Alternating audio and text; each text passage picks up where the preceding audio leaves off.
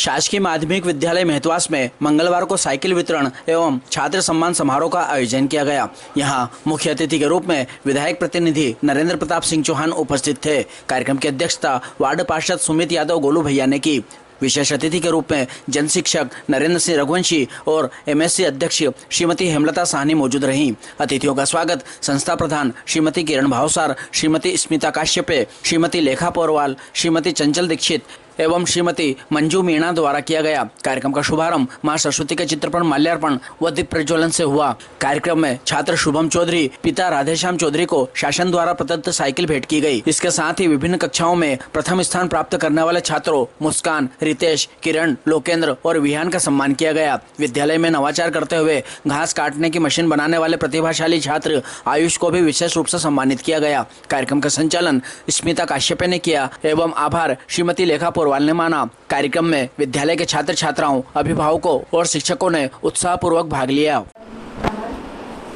आज के इस साइकिल वितरण कार्यक्रम के लिए पधारे हमारे मुख्य अतिथि महोदय के रूप में विधायक प्रतिनिधि श्री नरेंद्र भैया, हमारे वार्ड के सम्माननीय पार्षद सुमित जी यादव, हमारे जन शिक्षक श्री नरेंद्र सिंह जी रघुवंशी सर, हमारी एसएमसी अध्यक्ष हेमलता जी साहनी, आप सभी का मैं एक बार पुनः विद्यालय में हार्दिक अभिनंदन करती हूँ। इतने शॉर्ट नोटिस पे आप सभी अतिथि यहाँ विद्यालय में उपस्थित हुए और अपना अमूल्य समय निकाला, वो बहुत बड़ी बात है। और सभी समय पर पधार गए और बहुत अच्छा गरिमामय कार्यक्रम का अनुभव हो रहा है मुझे तो।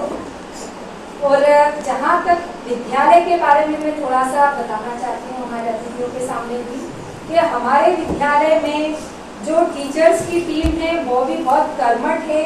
और हमारे विद्यालय में हमेशा जब भी कोई भी प्रतियोगिता होती है, चाहे वो टीएलएम निर्माण की हो, चाहे मास्टर ट्रेनर के रूप में हो, चाहे विज्ञान प्रदर्शनी में मॉडल सिलेक्ट हो, कभी न हर क्षेत्र में अपने विद्यालय का सिलेक्शन होता ही होता है, चाहे फर्स्ट पे न से थर्ड पे ही हो, लेकिन हर क्षेत्र में विद्यालय के बच्चों का सिलेक्शन होता है। बच्चे भी बहुत मेहनती हैं। हमारे विद्यालय से 2 बच्चे उत्कृष्ट विद्यालय में भी सिलेक्शन होके गए हैं और वहाँ हमारे विद्यालय का नाम रोशन कर रहे हैं। और विद्यालय में हम सभी एक परिवार के रूप में यहाँ रहते हैं। तो विद्यालय में जो शासन की योजनाएं हैं वो तो सुचारू रूप से चल ही रही है। जो समस्याएं होती है तो हम आगे समस्याओं के निराकरण के लिए हमारे अतिथियों को भी बुलाते हैं और कोई विद्यालय की समस्याओं के बारे में भी बताते हैं। और देखिए इतने शॉर्ट नोटिस पे अतिथि उपस्थित हुए और हमारी समस्या का तुरंत ही निराकरण हो गया। मैंने नरेश भाई साहब को इतना कहा कि भाई साहब आपको सिर्फ 5 मिनट निकालना है विद्यालय के लिए और साइकिल वितरण आपके कर कमलों द्वारा करना है। तो भाई साहब ने बिल्कुल जो सरल तरीके से कहा कि मैडम कोई भी आप 1 रुपए का भी खर्चा नहीं करना, जो राशि बच्चों के लिए आती है वो बच्चों के ऊपर ही खर्च होना चाहिए। तो यह बात मुझे मन में बहुत अच्छी लगी कि आजकल सब इतने सम्मान के भूखे रहते हैं कि इतना बड़ा मंच बनाया, इतनी मालाओं से स्वागत हुआ, पर भाई साहब का इतना सरल स्वभाव देखा कि एक माला का भी खर्चे का उन्होंने मना कर दिया।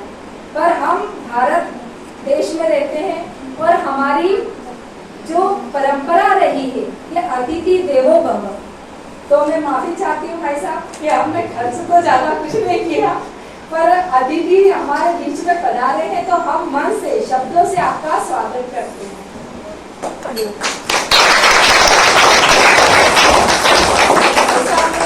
जो आपको कहा है कि आप सभी तरक्की करें, खूब पढ़ें, तो शिक्षा के साथ साथ संस्कार का भी भाई साहब ने बहुत जोर दिया है कि अपने पेरेंट्स अपने लिए पूरी जिंदगी इतना करते हैं, तो जब उनको हमारी जरूरत होगी तो हम भी उनका सहारा बनेंगे। और वार्ड पार्षद महोदय हमारे विद्यालय की शुरू से ही बहुत चिंता करते हैं, हाई स्कूल बनाने के लिए भी प्रयासरत रहे हैं, पर जो शासन की योजना चल रही है तो हाई स्कूल बन पाता है या फिर मर्ज होता है स्कूल वो तो शासन डिसाइड करेगा, लेकिन कम से कम प्रयास चलता रहता तो हमें एक खुशी होती कि अपने लेवल पे प्रयास चलता रहे और बच्चों का ही फायदा सोचते हैं सब। तो मैं उनका भी धन्यवाद करती हूँ। रघुवंशी सर हमारे विद्यालय में अवलोकन के लिए हमेशा उपस्थित रहते हैं और अवलोकन के साथ साथ हमारे विद्यालय की समस्याओं को भी सुलझाते हैं, तो उनका भी मैं धन्यवाद देती। और हमारी सानी भाभी विद्यालय के लिए हमेशा आज तक जितने भी एसएमसी अध्यक्ष बने हैं, लेकिन सबसे ज़्यादा जो चिंता रखती है और विद्यालय में आके हमसे बात करती है कि मैडम जो भी समस्या हो अपन वो करें निराकरण, या कोई समस्या बताती हैं तो हमको खुशी होती है कि जरा सा हमने बुलाया और वो तुरंत अपना काम छोड़ के और उपस्थित हो जाते हैं। तो ये भी एसएमसी अध्यक्ष को उपस्थित होना बहुत बड़ी बात है, तो मैं उनका भी धन्यवाद करती हूँ हृदय से।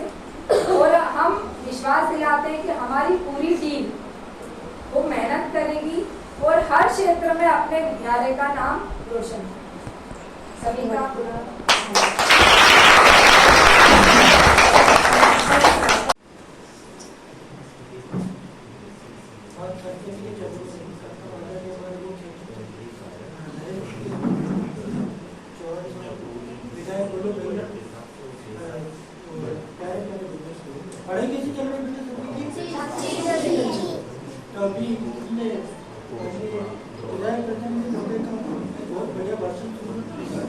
मैं चाहता हूँ कि आप सभी बहुत अच्छे से पढ़ें, बहुत बढ़िया तरीके से पढ़ें। किसी भी चीज़ की समस्या आती तो मैं आता हूँ स्कूल में मैडम पे आप हमसे बिल्कुल बताएं, हम जो भी समस्या होगी दूर करने का प्रयास करेंगे। धन्यवाद। जय हिंद जय भारत।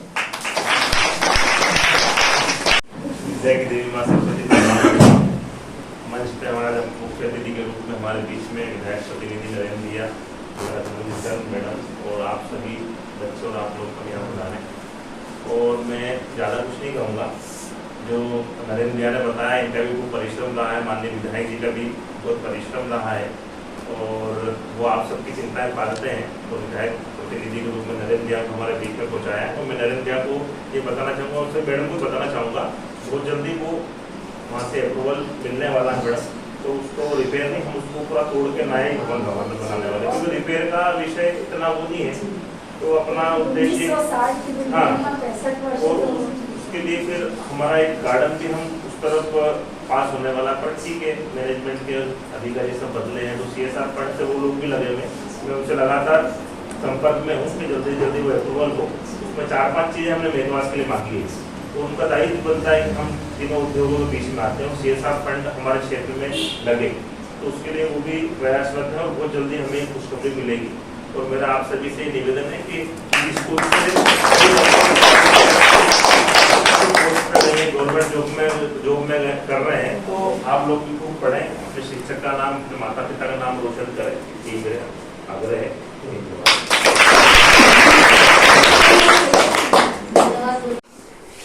उद्बोधन और ऐसा वाला कोई विषय नहीं है, क्योंकि आना विधायक जी को ही था, किसी कारण से विधायक जी नहीं आ पाए।